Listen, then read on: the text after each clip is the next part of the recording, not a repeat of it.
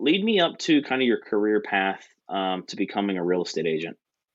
Okay. I worked as a visual merchandiser for Forever 21 clothing company. That's where I Mm, kind of gained. So visual merchandisers who does the windows, we put out the clothes, we do the advertisements, we everything that's still customer facing, promotions, all of that. Just the overall feel of a space is what I would say visual merchandising is. It could be a shelf, okay. it could be an entire store. It doesn't matter. It could be staging. That's visual merchandising. So basically, that's what I did. I ended up becoming a manager of others in Forever 21. Had 25, or was it interim manager? 25 people that were reporting all of that. That's where I learned like a lot of leadership skills. And then I ended up getting a Mm, job with another corporate fashion retailer in Columbus. There I was a district visual manager. I was working directly with corporate. And then, so I had a lot of stores, a lot of direct reports, and a high level of visibility. I was, walking the CEO through, all the directors. It was really, really high stress, giving speeches, working 25-hour days, leading huge groups of people under a lot of stress. And so one day that company, I'd kind of like made my own role, which is beautiful until you're working at a corporate company and somebody else takes the reins and they look at your name and they go, this doesn't fit into the black and white box that, this we could get rid of because I don't even know what that means. I don't know what right. home market visual leader means, right? And here I Right. thought I worked so hard every day just to get to a place where I was creating my own roles and outdoing what the expectation was. And one person could make a decision that, without ever meeting me really, that, that doesn't make sense on my P&L. And, Yeah. that number, that's too high of a number for that area, for store facing or whatever it was. Right. And so one day I just got a severance, a notice, and I was let go. And that was the worst and best day of my life.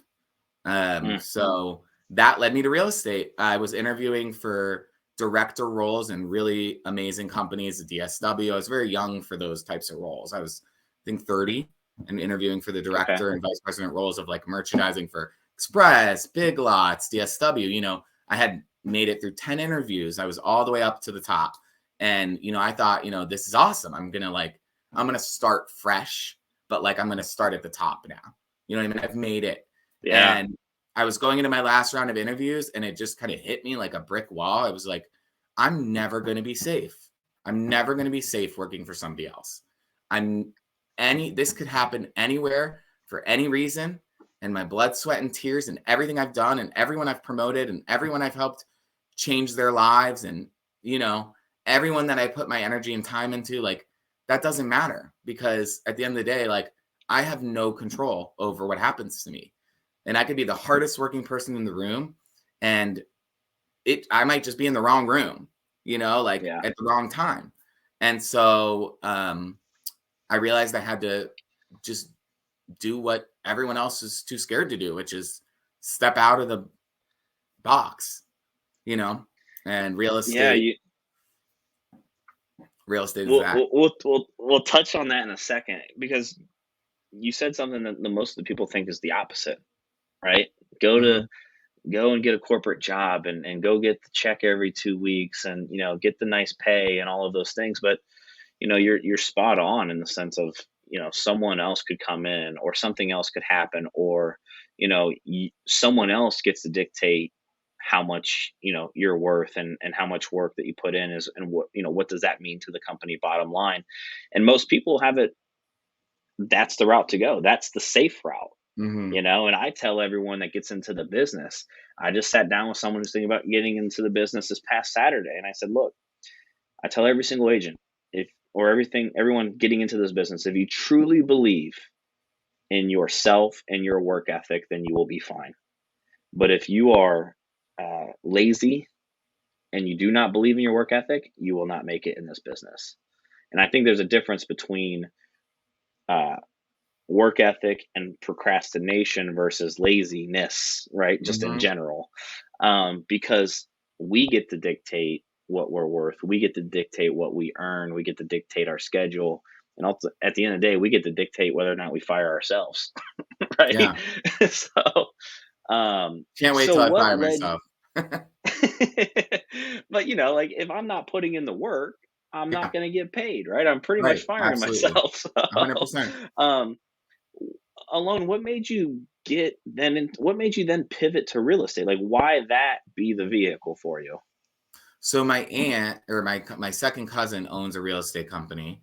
I'm no longer with that real estate company. She's an incredible woman, incredible human being, hilarious, amazing, talented, smart, beautiful. Thank you. Her name's Marcy Press. Yes, She yes, owns, yes. yeah, she owns a real estate company, Home Central Realty. I think probably without me knowing, since I was a child, she was trying to recruit me. I probably just thought she was being my cousin and nice. But now I see, now I'm like, well, she has great taste, if I may say so myself. But no, I mean, she was like, listen, she had been saying it for years. Like, if any of you Melmeds, we're the Melmeds. So any of the Melmeds want to get into real estate, call me, because we're all very outgoing and intuitive and enthusiastic, engaging, all the things that I think you need to be to just naturally make it in this business, and be able to Yeah. handle it, because it's a lot. It's a lot of people, a lot of interaction. So I think she just saw that, and I just picked up the phone and was like, you know what, I'm gonna do this. Like, I'm scared, but I'm gonna do this. And thankfully, I have an amazing partner, Aaron, who I've been with for somewhere between 5 and 10 years. I think like Mm. 7.5. We're gonna call it maybe 8, maybe 9. Um, sorry, Aaron. But he was able to support me in making that decision. So I had this like gap of this severance period of 3 months where I was like, if I don't do something right now, it's never going to happen. And so Mm. she said it. I studied for 19 hours a day for 9 days and took my real estate test and passed. Mm. And the rest is history. I mean, so yeah, that's why it was Well, there.